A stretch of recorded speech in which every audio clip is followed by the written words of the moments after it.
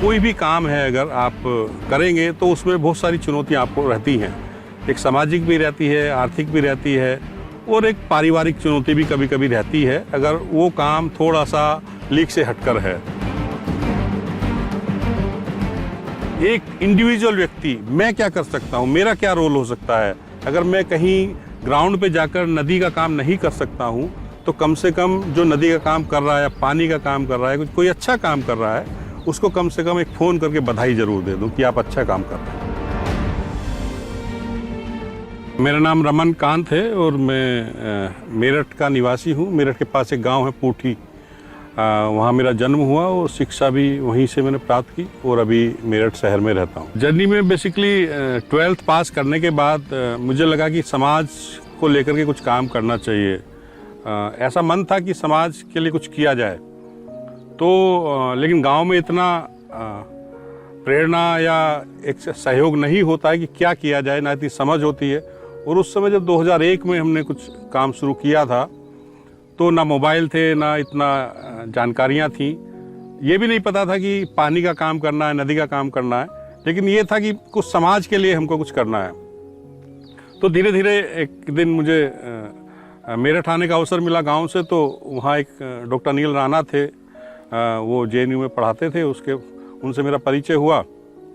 तो उनसे मिलके मुझे अच्छा लगा कि ये भी कुछ सामाजिक सद्भाव के व्यक्ति हैं। तो मैंने उनको बोला कि मुझे कुछ समाज के लिए काम करना है, नौकरी नहीं करनी है। तो बोले भाई काम तो मैं भी वही कर रहा हूँ, लेकिन आप मेरे साथ जुड़ तो जाओगे, लेकिन मैं पैसे नहीं दे पाऊँगा आपको। मुझे पैसे नहीं चाहिए मुझे, लेकिन कुछ समाज के लिए ऐसा हो कि मुझे काम किया जा सके, ऐसा कुछ आप रास्ता बताइए। तो वो उस दौरान एक तालाब को लेकर के कुछ प्रयास कर रहे थे कि उसको कैसे उसको पुनर्जीवित किया जाए। तो उसमें मुझे भी उन्होंने बुलाया और उन्होंने कहा कि आप देखो इस काम में अगर जुड़ सकते हो तो मुझे ऐसा लगा उस दिन जाकर के कि शायद मुझे यही काम करना है। तो मैं वापस घर गया और मैंने माता पिता को बताया कि अब मैं ये वाला काम करूँगा। तो वो बोले ये क्या काम है, इसमें कहाँ से पैसे आएंगे। तो उनका पैसे वैसे तो नहीं आएंगे, लेकिन काम यही करना है।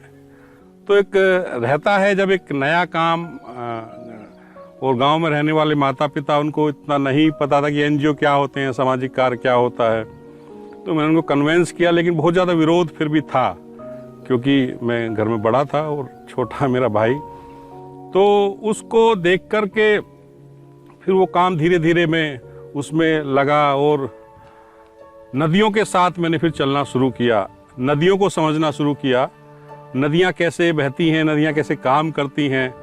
तो उनमें इतना आनंद आने लगा, मैं दिन भर नदियों के किनारे घूमना, नदियों के किनारे पैदल चलना, उनको समझना, उनके साथ बैठ करके बातचीत करना, उनके किनारे के गांव के लोगों से बात करना। तो यही सब रूटीन चलता रहा और वो फिर यात्रा धीरे धीरे आगे बढ़ गई। जो विरोध था परिवार का, वो भी धीरे धीरे फिर सहयोग में आगे बढ़ा, मेरे साथ रहा।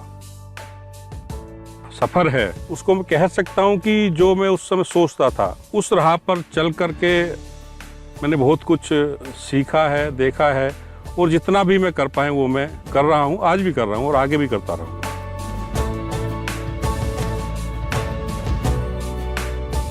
हम भारत जो है वो प्याऊ लगाकर पानी पिलाने वाली संस्कृति का देश है। तो हमने हमेशा यही सीखा है कि कैसे पानी का आदर किया जाए, पानी को सम्मान दिया जाए और पानी एक दूसरे को पिलाया जाए। और ये बोतल बंद पानी का कंसेप्ट हमारा नहीं है। तो पानी को सम्मान देना और पानी का रक्षण करना, हमारे जितने धार्मिक ग्रंथ हैं, जैसे बहुत सारे ग्रंथों में लिखा कि एक अगर आप सरोवर बनाते हैं तो 4 तीर्थों का आपको पुण्य मिलता है। तो इस तरह की चीज़ें जब हमारे संस्कार सिखाते हैं तो हमको पानी का काम करने में और आनंद आता है। आप किसी स्वच्छ जल जहाँ भरा हो नदी किनारे आप चले जाइए, आपको आनंदित हो जाएंगे, आप प्रफुल्लित हो जाएंगे। आप क्यों जाते हैं किसी नियाग्रा फॉल या किसी झरने के पास? क्योंकि आपको आनंद आता है। पानी अपने आप में आनंद है, उत्साह है, उमंग है। तो पानी का काम ये प्रभु का काम है, इसीलिए हमने इसको चुना और इसको हम आगे बढ़ा रहे हैं। कोई भी काम है अगर आप करेंगे तो उसमें बहुत सारी चुनौतियां आपको रहती हैं। एक सामाजिक भी रहती है, आर्थिक भी रहती है और एक पारिवारिक चुनौती भी कभी कभी रहती है अगर वो काम थोड़ा सा लीक से हटकर है। तो सामाजिक चुनौती तब तक रहती है जब तक आप उसमें सफल नहीं होते हैं। आर्थिक चुनौती हो सकता है लगातार बनी रहे, हमको भी रही, और कभी कभी कुछ काम करना चाहते हैं, उस तरह के फंड्स नहीं हैं तो बहुत कठिनाई होती है। लेकिन जब आप अच्छे मन से किसी काम को करते हैं तो उसी तरह के लोग आपके साथ जुड़ जाते हैं। और अभी हमने जितने भी काम किए, सभी के सहयोग से, समाज के सहयोग से, अपने साथियों के सहयोग से, बहुत सारे ऐसे लोग हैं जो खुद ही आगे बढ़ कर के आते हैं कि हम आपको आर्थिक सहयोग करना चाहते हैं। तो कठिनाइयों तो हैं, लेकिन उससे निकलने का रास्ता हमको निकालना होता है। वो हमने बखूबी निकाला है और हम उस राह पे बिल्कुल आगे चल रहे हैं। हमें ऐसा नहीं है कि कोई चीज़ रुक गई हो। एक कठिनाई थी लेकिन उसको हमने बिल्कुल रोका नहीं है, उसके रास्ते निकाले हैं, और वो रास्ते समाज ही दिखाता है, और अपना मन अच्छा होना चाहिए और रास्ते निकलते हैं। हम जो कुछ भी प्रकृति से लेते हैं उसको हम लौटाने का एक क्रम बनाएं, क्योंकि हमारा जीवन लेन देन पे चलता है। अगर हम एक अच्छी प्रेरणा से कुछ ऐसे काम करेंगे जिससे कि समाज का भला हो, प्रकृति का भला हो, पूरे पर्यावरण का भला हो, तो हम अपने जीवन को सफल कह पाएंगे। हमसे किसी का ऐसा काम ना हो जाए जिससे उसका दिल दुखे। और जो हम सीखते हैं अपने काम से उसको एक प्रेरणा बनाएं, क्योंकि आप अगर किसी दुकान से कुछ सामान खरीदें और उसका पैसा ना दें तो आपको वो सामान या तो लौटाना पड़ेगा या आपको उस पैसे की व्यवस्था करनी पड़ेगी उस सामान को लेने के लिए। लेकिन प्रकृति से हम पानी, भोजन, हवा सब कुछ लेते हैं, तो क्या लौटाते हैं? ज़रा इसको गंभीरता से सोचें और अपना आकलन करें। मैं सुबह से शाम तक सब कुछ प्रकृति से लेता हूँ और लौटाता कुछ नहीं हूँ। बदले में कोई प्लास्टिक का रैपर डाल दिया या कहीं कुछ गंदा कर दिया, तो ये सब हमको नहीं करना है।